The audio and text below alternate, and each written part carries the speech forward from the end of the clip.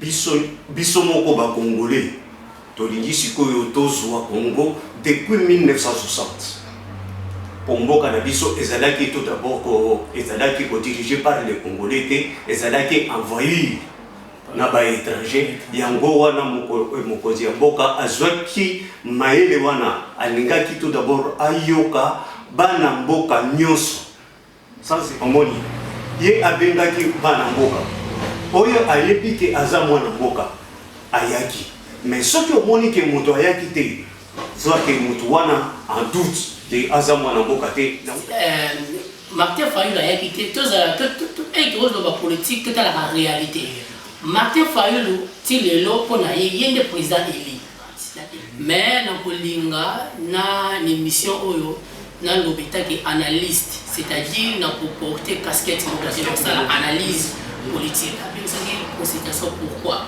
parce que a remarqué que a travaillé bien mais ko travailler bien wana te ezelo ko moko te ke oyo batu bayeba kité ezaki obvious business to yebaki mariage au président de la République coalition oya ki ya FCC cash de to benga ngo Félix Tshisekedi mutoza na problème au Sénat pourquoi ça na problème bango de ba ko donc to yebaki ke Félix Tshisekedi a travaillé te non Martin Fayulu à mon avis il y a un président élu Félix Tshisekedi a la pouvoir donc selon hier à côté jamais koya ko solo la Félix Tshisekedi jamais et pas ya muto ayiba ki pouvoir à consulter mais ma belle moi les asigo nini ma belle moi ezali que si c'est vrai Félix Tshisekedi a sa consultation pour l'intérêt national ou les intérêts peuple et c'est là de Martin Fayulu ya coalition au basala ki wana alors je ne sais pas si Martin Fayulu alingaki soki azwaki pouvoir yebe alingaki akende na coalition ou bien alingaki akende na coalition te comprendre sikoyo soki bango bazolobake baolobake non Félix aza président élité bon azalaki éli na machine à voter ou bien azalaki éli sans machine à voter si on t'a dit critique ya président de la République ou bien critiquer président de la République c'est synonyme aux Mouta Fayulu donc Félix Tshisekedi lobby na yebi loko nazo sentir lo ni on loba elo na ngai bisao biloko mi balé au sala malobi biloko ali bossé zali après discours ya président de la République ils ala soit carrière politique na et baby et la carrière politique na beba a perdre de soutien ya peuple donc ils ala batinde ti biso au total la logique à payer c'est-à-dire lobby discours na après wala soit on perd quelques personnes on est biso boy to sala ki na yete to area te na FCC cash na ye biso ba to soutenir président de la République mais elle ko sala discours alors que non na senti que notre travail bien pour la bateau to bi président de la République à comprendre to yé c'est-à-dire pour le moment to soutenir yé après discours wala ce qui discours na ye continuer que coalition avec FCC cash to tiki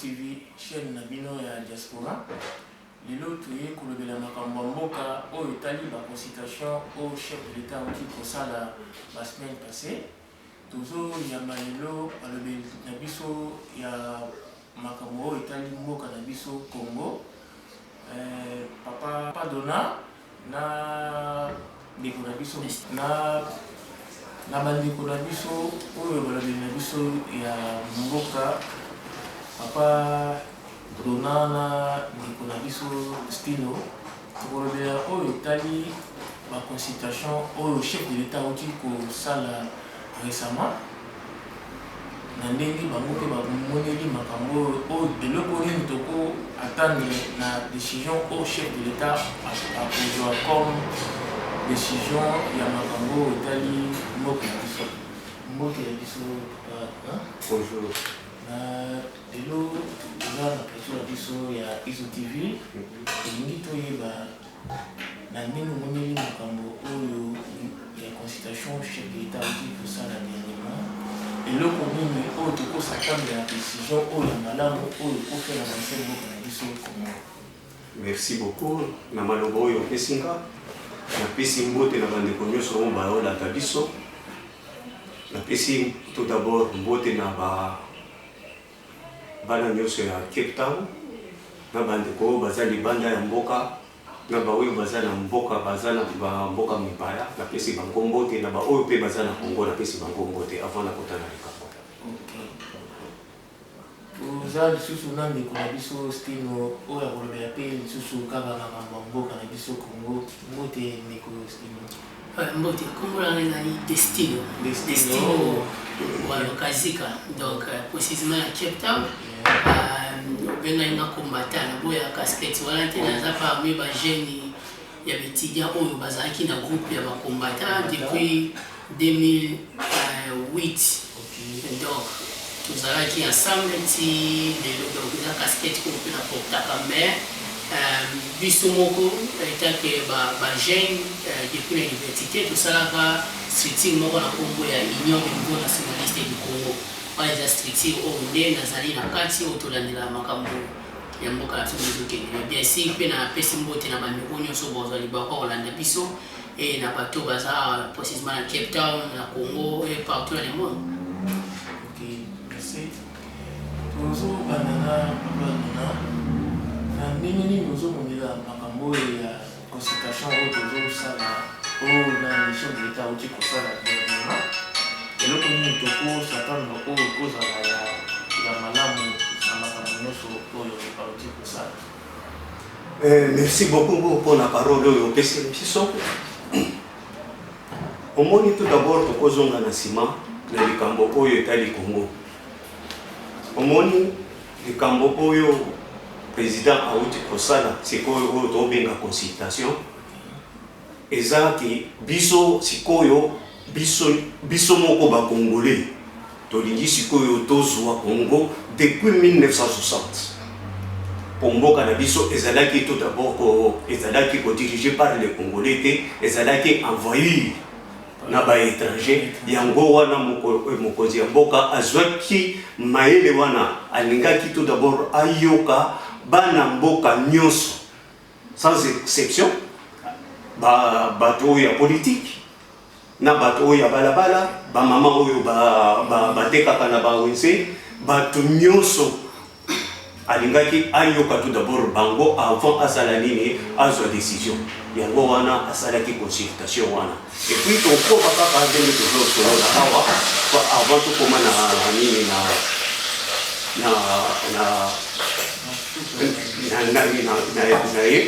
alors nakoyebisa yo nini oyo esalaki ye po asala nini ayoka tout d'abord bana mboka nyonso na décision nini oyo akozwa yango wana nazongisi maloba epa na yo lisusu. Okay.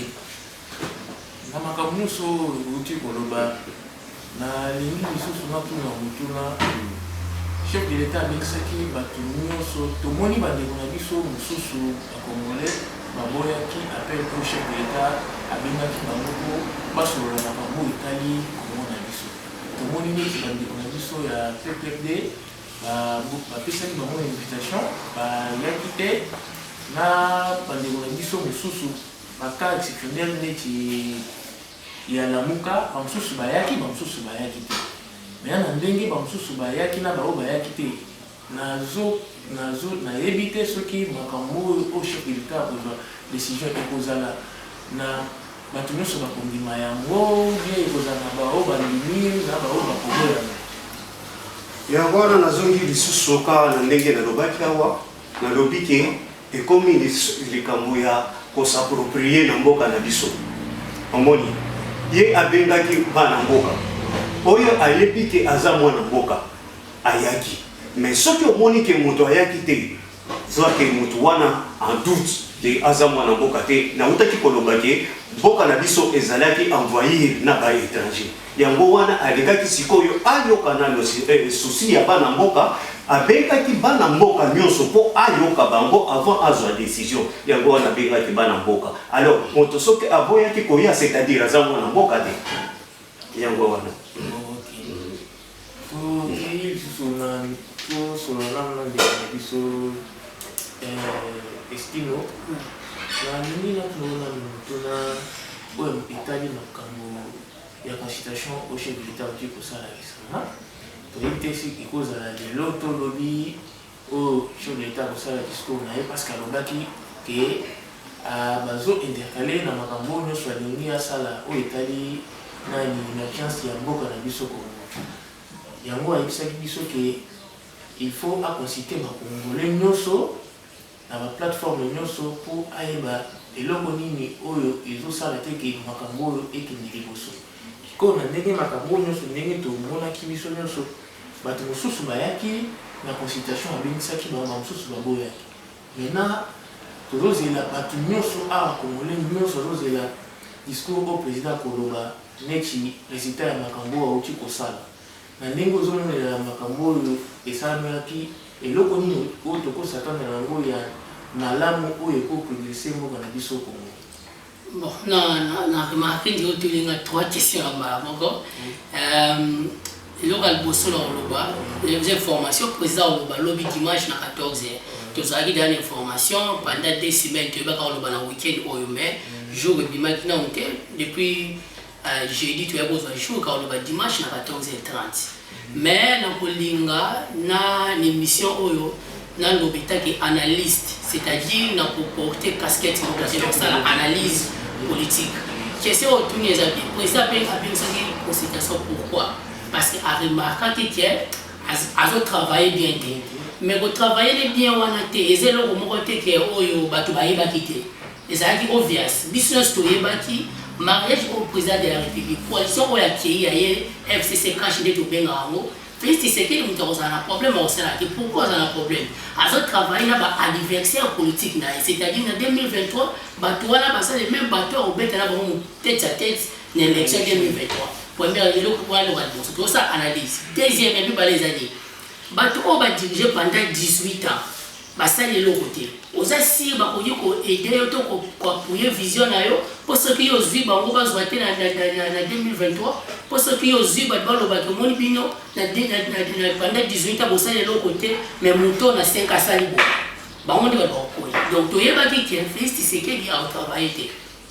Bon dans la si Félix Tshisekedi a conscience ayebi parce que tout pose na kaza mwana Etienne Tshisekedi a bandi politique les lotis ayeba ki na mais alingaka ki na coalition. Bon et comme à un moment où il faut na clair que RAlia qui na coalition FCC caché ça ba tout bazala ki na ye ba boya ki ko kena ya sabe nditi ba biso o to boya ko soutenir yango ozo comprendre. Bon et comme 2 ans après aya ko remarquer loko to yebisa ki yeke salama a remarqué que oui son une décision aux intérêts peuple ça ba tout bazo lingater comme ba salama son na lobby a ba mo bazo za sona be c'est-à-dire nga moyen ki na vision na ngai makambo na expliquer qui na peuple na sala exacte pour na bati oyo sikoyo ayena bosse la peuple a expliquer azaki clair alors que comment clair que na zo ko travailler pour na bati tel donc essayer na yo kabine mais ce tozo mis pour la politique Félix Tshisekedi aye bien lo ni ko masala et ça solo là qui c'est l'information ba nous doit le battre avant une semaine à bien en consultation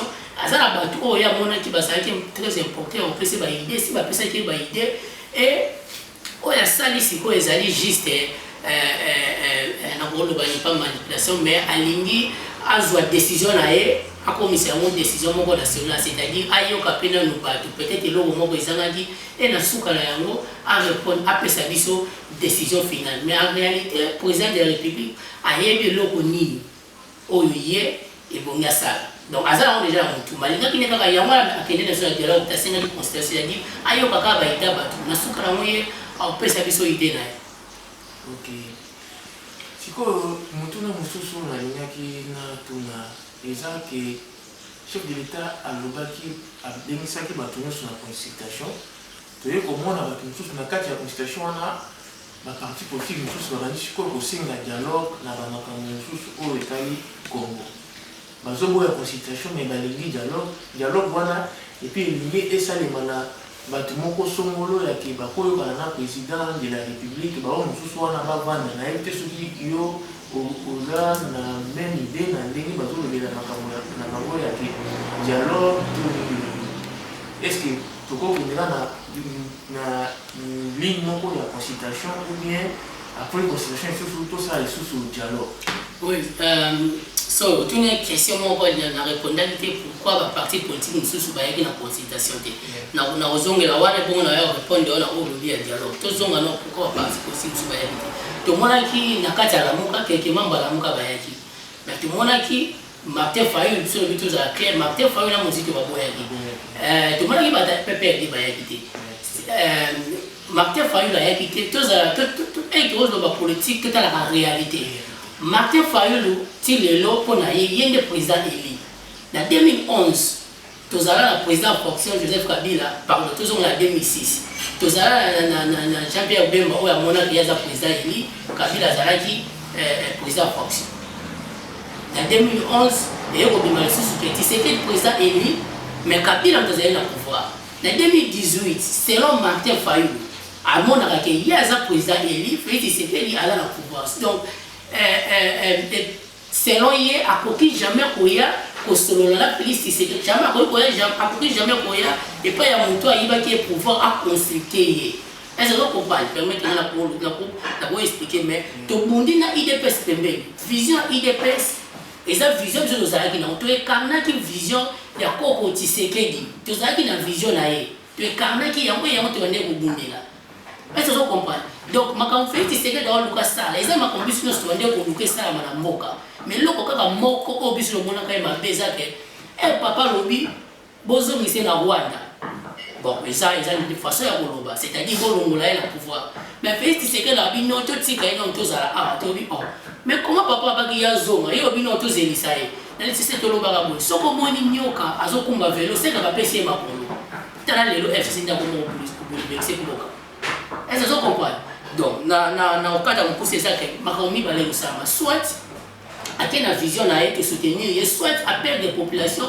et carrière politique inésuki même dans IDPS ce qui président de la République lobby alors que coalition FC quand ils continuer même dans IDPS non pas cadre IDPS quelques personnes bon le IDPS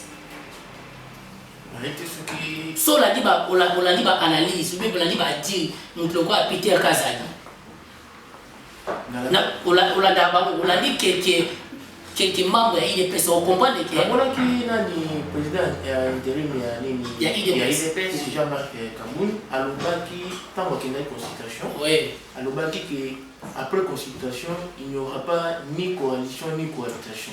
Oui. Il y a un évité ce qui... Wana zali, ils ont opinion que mes alliés... Et ça, quand il y a IDPS, il faut partager avec le président de la République, la parti politique. Aza président sur IDPS. Donc, IDPS c'est un parti politique. On va dire que la coalition est à la société. Mais il dépend des zones de IDPS. Il dépend du président de la République. Le président de la République, Aza président de IDPS, même il est président de FCC, même il est cash, même il est parti politique, il est président de la République. Donc, il y a Aza sous na bolobani ala sous na kati ya parti politique wante il peut s'apprécier point de vue na ba peut-être qui ala sous na posa la monnaie président ne faut décider mais il peut c'est lo bango lelo et to lo baki que non ils ont mabe il peut ça boya ki ba benga ba finga ki ba net biso we ba ene tout ça contre le président de la République oh nyoso wana donc c'est pas les sous ka wana teza ka que tout ça ensemble peut-être ba congolais pour soutenir le président de la République et tout bima place tout ça donc c'est important pour les moments en voilà. Merci pour diso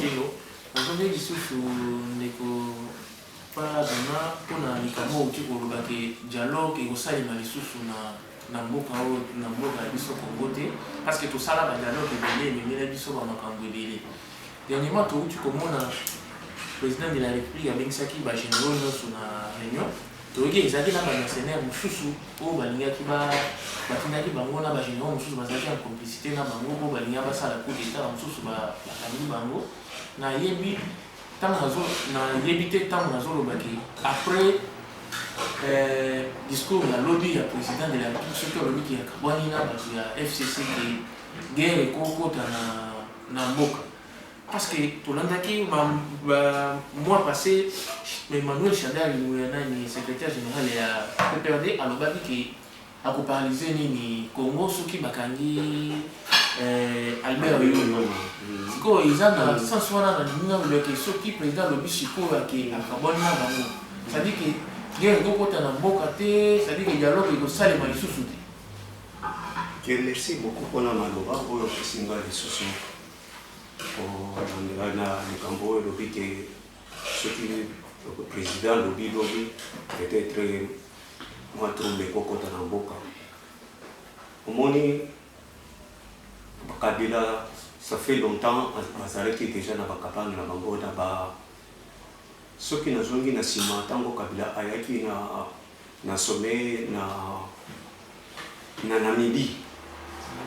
Na Namibie, alobaki que je ne vous dirai pas au revoir, mais je vous dirai que à bientôt. C'est-à-dire Kabila azalaki déjà na ba plan na bon bazalaki déjà na ba plan na bango bazalaki déjà bayebaki nini oyo balibaki basala. Vous comprenez? Siko totali na armée bazalaki déjà na armée bayaki na justice, donc makambo tout bazalaki déjà bazalaki bien miné. Bazalaki bien miné, yango wana ezalaki kopesa bango ata shadari tango bazalaki koloba wana to paralyser ceux qui bokangi yuma to paralyser nini to paralyser mboka oyo bazalaki koloba loba mingi, mais ezalaki ko bazalaki te bayebaki plan oyo bazalaki nango. Na muti kolanda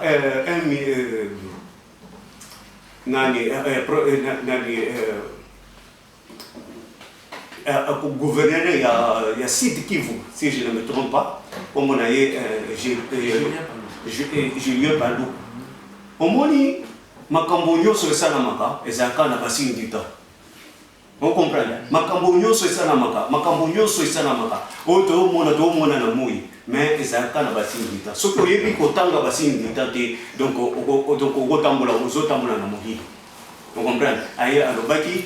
Dino bozo mona ke bozo ta bon mona basine ditante basine ditante, c'est-à-dire à lobby bien. Félix aza déjà na police eza na maboko na ye. Oui, police eza na maboko na ye, mais ezalaki na ba infiltré basala kati. Armée eza na maboko na ye. Oui, mais armée ezalaki pe na ba infiltré basalaki na kati. Vous comprenez? Alors yango wana sikoyo asalaki yango po il faut balo bela ba armée wana na ba policier wana balo bake makambo tout na dernièrement awa wa kudita elingaki salama bali barataki yango ya alingaki alobela bango ke makambo nyonso wana bozo sala esi yebani. On comprend? Donc na yekanisi te ke soki alobi problème mususu ekozala bon ndenge tozoyoka ezaki confirmation te na oloba ngape na oloba nazate ke nazana mutu nazana na ba information on nazana ngo palpable na oloba ndenge toyoka ba ndenge bato bazolo balobaka ke déjà ba nini ba soldat américain ba militaire américain déjà baza zinga ya Congo pour na kosala nini pour na kosala sécurité. Alors ce qui est ndenge wana de so pousser pour tala ndenge ya 8 ans azala ko se préparer en conséquence pour ça nini pour aloba pour ayebaki que ceux qui a eu décision wana ekosa nini ekomemaye na mabe ou bien décision wana ekosa nini quand ndeko ayeboti koloba awa ekomemaye na bolamo. Alors yango wana asalaki nini azu mwata pour asala nini asa préparer dans nos terrains. Alors ceux qui ont que terrain est comme déjà préparé yango wana sikoyo akoya kosala nini akola. Merci beaucoup. Nasingi lisusu ndeko ya biso destino na lingi o citizen malomana ya suka na o Italie consultation et discours au président kosala lobi eloko nini oyo ko pesa ba congolais ko ba peut-être o na banaliste na yo oyo ko lobela na discours oyo ekosala maloni oyo ba ko retenir avant discours. Bon, on a ko lobeza que pendant que l'on poussait le président de la République a pour ça la lobby. C'est simple. C'est la constitution parce que la constitution est bien non il va me pas c'est pas tout bon il va expliquer biso constitution va comment que ko expliquer pour na favoriser ba parti politique na ba même on a non comprendre on sou bien mais pour on kenge no boulot tu c'est simple déjà le professeur va pesa la cour là que tu comprends c'est quoi yo oh président simple ça parce que Kabila est biso normalement il y a on a lobaki liboso bona boya yiko ko lobela mo mingi pa esi maloba so ozo critiquer président c'est que Nicolas comment ça vous ouais na linga so comment makambo a dit mais Kabila est biso c'est-à-dire moni par Assemblée nationale en réalité majorité parlementaire, majorité nationale en réalité. Parce que FCC va avoir la majorité dans l'Assemblée nationale, mais pas enregistré que parti politique, donc mouvement politique. Dans la justice, il va monter. Le parti où est enregistré, on est la partie où est la majorité. Bon, parce que dans l'Assemblée, comme ça, on va FCC où est le groupe électoral, on va avoir la majorité. Le président de la République, il y a un sala, il y a un bisou de barre. Tout ce la coalition dépassée, le a nommé informateur. C'est-à-dire que tout le monde a identifié la majorité de la banane. Ce qui demande que la majorité de l'FCC, est d'accord, tout le monde est sur la coalition, tout le monde est dans la constitution. Pour les simple président, l'autre qui coûte dans l'auto, il y a Tita Zoé Bissamana nommé informateur à l'Ukabana et à la majorité. L'autre qui a fait au salaire, au président des pays pour un salaire, qu'on nomme informateur à la majorité. Ce qui est président de la République a nommé informateur, il y a pas à la majorité. C'est simple, parce que pour le moment, tu as vu que Bati a récupéré le groupement politique. Et par contre, on a plus de 100 députés nationaux, on va appeler ça qui FCC poids. Dès qu'il est là, on va récupérer à moi. Bati a un FCCT. Ce qu'on a député, on a déjà la cache. Et les députés à la Mouka, ils sont déjà ensemble, aussi MLC, ils sont souvent en Nyoso. Bon, on va faire des parce que Nyoso va comprendre. Biso Nyoso, tu as vu que l'ennemi de ça moko. FCC. Ce que tu as été un individu Kabila. Et nous avons Biso Stoyebi, attends au fin de Félix Tshisekedi, attends au critiquer, attends au Bundi Nasuka, tu as vu que l'ennemi de moko. Et là, on peut faire le bon air à raisonner à moi, que l'ennemi de moko. Donc, l'eau fait ici, il a nommé formateur. Et là, on a eu ça, ce qui est président de la République en Hollande. Il faut y avoir un logo, même si on a vu ça, il est IDPS, même si fanatique de FCC, il y a un logo. Il y a Titi, article testament politique, c'est-à-dire l'Obané à Souka, ou à Bima, la public, ils avaient la 20 mai. Alors, peuple, prenez-vous en charge. Alors, le peuple, l'article Félix Tshisekedi. Alors, que le peuple n'a pas IDPS, alors prenez-vous en charge. C'est-à-dire, ce que Félix Tshisekedi a sali makambo peuple à Zolobate. Donc, vous avez à peu près, il y a un peu dès que ça Kabila. Mais Félix Tshisekedi fait que ce qui puisse te comme attaquer, tu vas attaquer pour les gars de Kabila parce qu'il y a un déco. Azamwana Félix Tshisekedi, Azana Dou.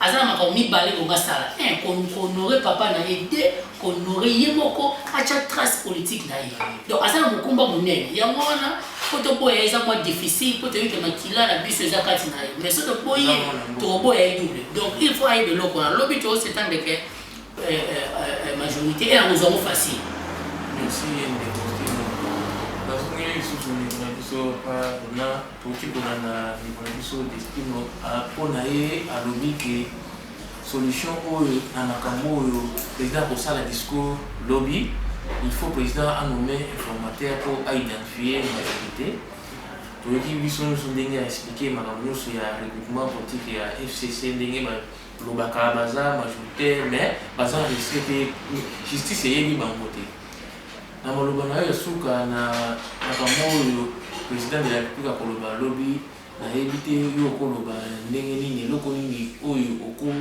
pesa neti conseil na président soki azolanda biso. Ok, merci beaucoup pour la maloba. Na nisi